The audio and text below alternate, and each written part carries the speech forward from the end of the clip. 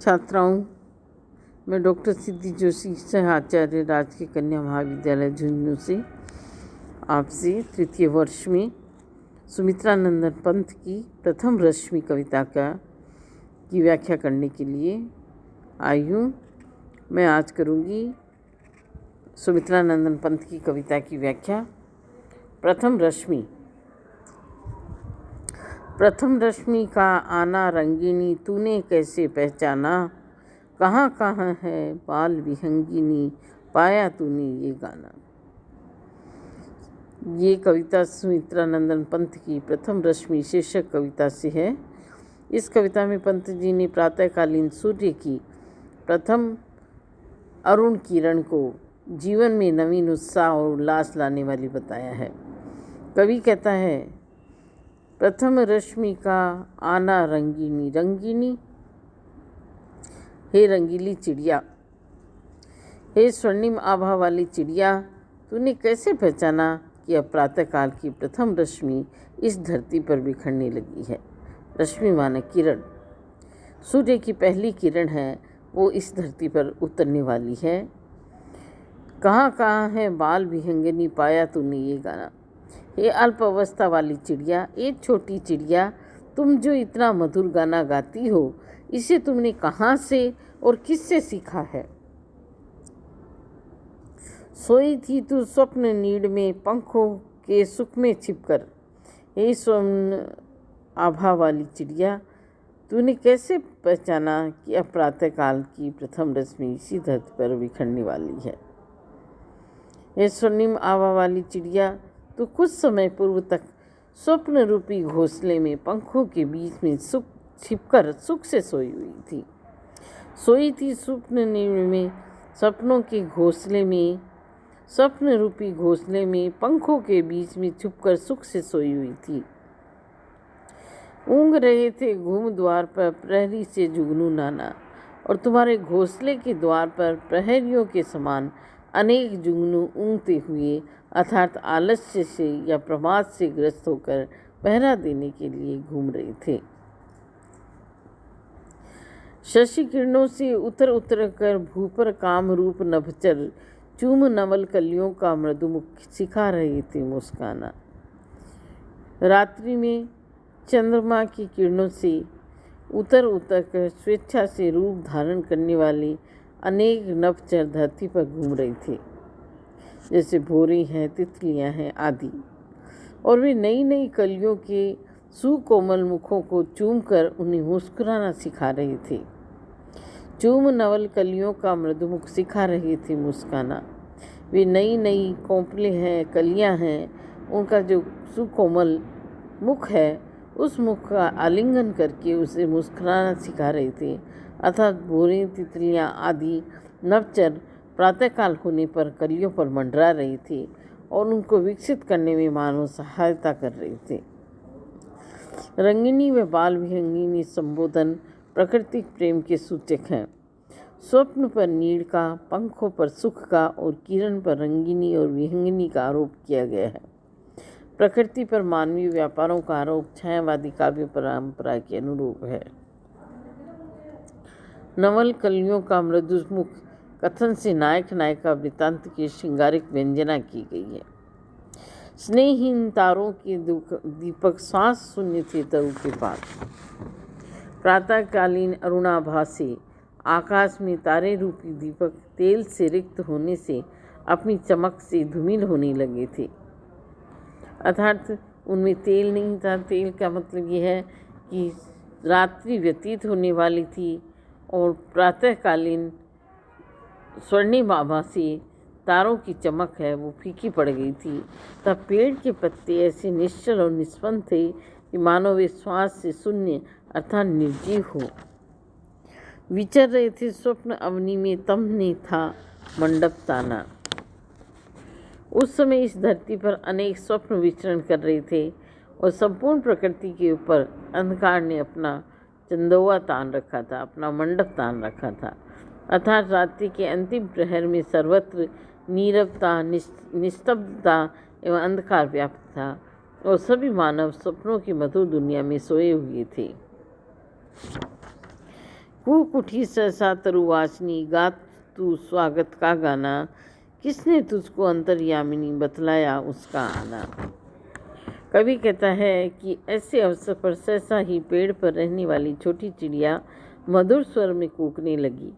उसे संबोधित करते हुए कवि कहता है कि हे तरुवासनी, पेड़ों पर रहने वाली छोटी सी चिड़िया, तुम नए प्रातःकाल के स्वागत का गाना गा रही हो। हे अंतर्यामिनी, तुम्हें प्रथम रश्मि के आगमन की सूचना किसने दी और किसने तुम्हें ये मधुर स्वागत गान सिखाया। स्नेह शब्द तेल तथा प्रेम का वाचक है।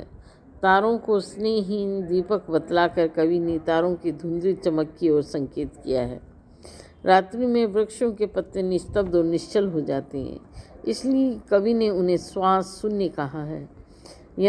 अंतर्यामिनी अर्थात दूसरों के हृदय का रहस्य जानने वाली, पेड़ पर रहने वाली ये छोटी चिड़िया अरुण आभा के आगमन से पूर्व ही चहकने लगती है, अर्थात सूर्य उदित हो उससे पहले ही जो आभा है वो छिटकने लगती है, उस समय ये गाना गाने लग जाती है। इस कारण वह प्रथम रश्मि के आगमन का रहस्य पहले से ही जान जाती है। निकल सृष्टि के अंध गर्भ से, छाया तन बहु छायाहीन। निकल सृष्टि के अंध गर्भ से, छाया तन बहु छायाहीन। चक्र रच रहे थे खल निशिचर, चला कुहुक्तो ना माना। छाया तन छाया के समान शरीर वाले, खल दुष्ट, निशिचर रात में घूमने चलने वाले, कुहुक इंद्रजाल, क्रोड गोध, अली भूरा, कोक चकवा, उर हृदय, श्री शोभा सौरभ पराग। निखिल सृष्टि के अंधगर्भ से, कवि वर्णन करता है कि रात्रि के सघन अंधकार में छाया के समान काले शरीर वाले तथा छाया तन बहु छायाहीन, छाया से रहित अनेक खल निशिचर दुष्ट रात्रिचारी प्राणी सृष्टि से बाहर निकलने लगे। चक्र रच रहे थे खल निशिचर, चला कुहुक्तो ना माना। अंधेरे में वे सभी कुचक्र सा रचते हुए अपनी माया फैला रहे थे। इस कारण सृष्टि में सर्वत्र अंधकार का जादू फैल रहा था। अर्थात रात्रि के अंधकार में ऐसा प्रतीत हो रहा था कि छायाहीन कोई भूत प्रेत आदि सृष्टि में अपने इंद्रजाल का प्रसार कर अपना कुटिल चक्र चला रहे थे। छिपा रही थी मुख शशिबाला, निशी के श्रम से हो श्रीहीन। कवि वर्णन करते हुए कहता है कि प्रातःकाल होने से पहले चंद्र रूपी सुंदरी अपना मुख अंधकार रूपी घूंघट में छिपा रही थी। कारण रात भर परिश्रम करने से उसका मुख शोभाहीन हो गया था। कमल अर्थात रात्रि के अवसान पर चंद्रमा का बिंब धूमिल हो जाता है और वह अस्ताचल की ओर जा रहा है। प्रातःकाल होने पर कमल क्रोध में बंदी थाली कमल है खिलने लगे और उसके अंदर बंदी हुए भौरे बाहर आने लगे थे। कोक शोक से दीवाना, रात्रि में अपनी प्रिया से बिछुड़ने के कारण चकवा विरह व्यथा से दीवाना हो रहा था। उसे भी प्रातःकालीन प्रथम रश्मि की आभा से शांति मिल गई थी। मूर्छित थी इंद्रियां, स्तब्ध जग, जड़ चेतन सब एकाकार। कवि आगे कहते हैं कि रात्रि में सभी प्राणी सो जाते हैं, इस कारण उनकी सभी इंद्रियां एक प्रकार से मूर्छित रहती हैं और जड़ चेतन का रूप सारा संसार एकाकार होकर स्तब्ध रहता है। शून्य विश्व के उर में केवल सांसों का आना जाना। उस समय सारे संसार के हृदय में सांसों का आना जाना एकदम बंद रहता है और ऐसा लगता है कि ये जगत एकदम निर्जीव हो गया है। ऐसे नीरव एवं आलस्यपूर्ण वातावरण में सर्वप्रथम प्रातःकालीन प्रथम अरुण किरण ने ही जागृति का गाना गाया। तूने ही पहले बहुदर्शनी गाया जागृति का गाना, श्री सुख सौरभ का नभचारिणी गूंथ दिया ताना बाना। ऐसे नीरव आलस्यपूर्ण वातावरण में सर्वप्रथम प्रातःकालीन प्रथम किरण ने ही जागृति का गाना गाया अर्थात ये ताजा किरण के आगमन से सारे विश्व के प्राणी जाग गए। संपूर्ण प्रकृति में नई चेतना का संचार हुआ।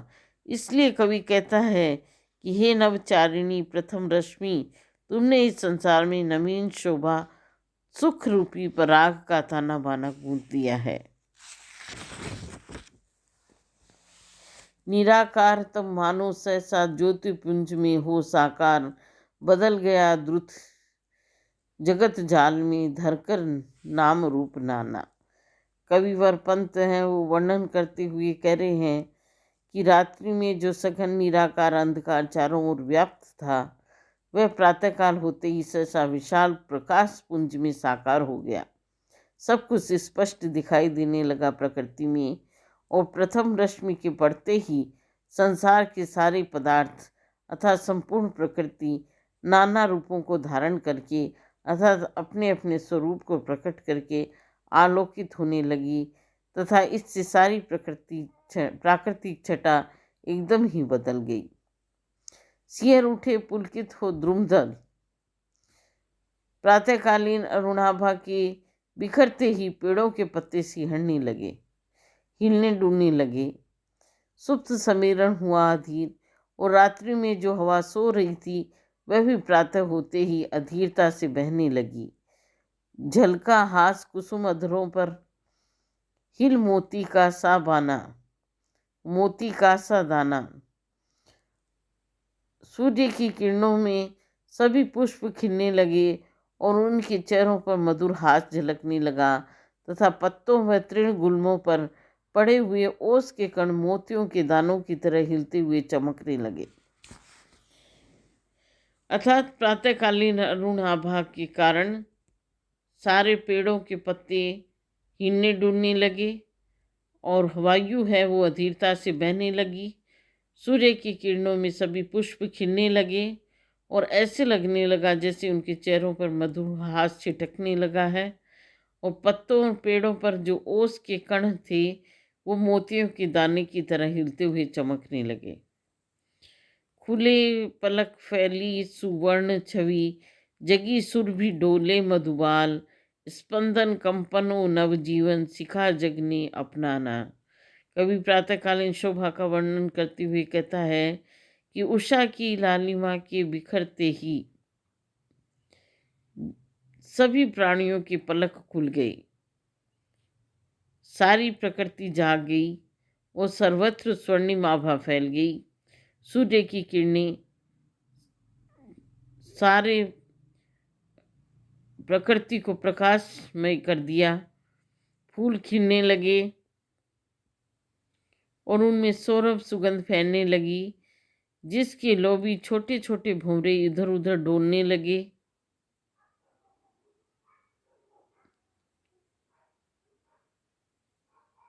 मंडराने लगे। इस तरह संसार ने प्रातःकाल की प्रथम रश्मि से ही हिलना डुलना, आलस्य त्याग कर चेतन बनना और नया जीवन अपनाना सीखा है। प्रथम रश्मि का आना रंगीनी तूने कैसे पहचाना, कहाँ कहाँ ये बाल विहंगिनी पाया ये स्वर्गीय गाना। हे स्वर्णिम आभा वाली किरण, तुमने कैसे पहचाना कि यह प्रातःकाल की प्रथम किरण इस धरती पर बिखरने वाली है। यह अल्प अवस्था वाली चिड़िया, तुम जो इतना सुंदर स्वर्गीय गाना गाती हो, इसे तुमने कहाँ से और किससे सीखा है। अंधकार को निराकार और प्रकाश पुंज को साकार बताया गया है, क्योंकि अंधकार में वस्तु का आकार प्रकार अदृश्य रहता है, जबकि प्रकाश में उसका स्वरूप स्पष्ट दिखाई देता है। प्रातःकालीन प्रकृति पर मानव अव्यापारों का आरोप किया गया है। छायावादी शैली का अप्रस्तुत विधान ध्वन्यात्मकता एवं लाक्षणिकता द्रष्टव्य है। उत्प्रेक्षा, मानवीकरण, रूपक और समासोक्ति अलंकारों का प्रयोग हुआ है। धन्यवाद।